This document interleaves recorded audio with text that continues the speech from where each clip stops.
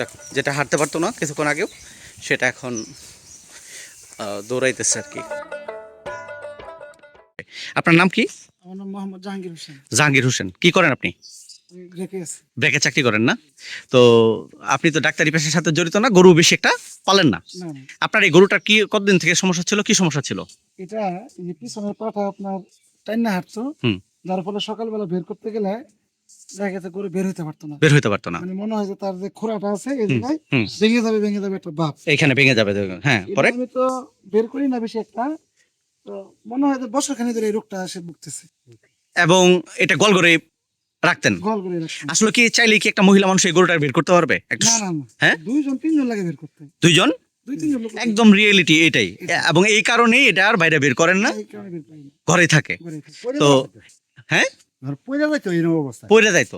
তাহলে এই যে অপারেশনটা করাইলেন, এই ব্যাপারে আপনার ধারণা ছিল না, তাই দেরি করছেন। জি। তো এটা কি একটা গরুর প্রতি জুলুম হয়েছে কিনা, আপনি কিভাবে বলবেন? কষ্ট হয়েছে গরুর, আসলে আমরা তো জানতাম না যে এটা চিকিৎসা করলে ভালো হয়। আচ্ছা, তো এখন তো ভালো লাগতেছে। ভালো লাগতেছে না? তো যারা ভয় পায় অথবা মনে করে যে এগুলার অপারেশন কি খুব জটিল প্রক্রিয়া, গরু কি শোয়াইতে হয়েছে? না, অল্প সময়ের ভিতরেই।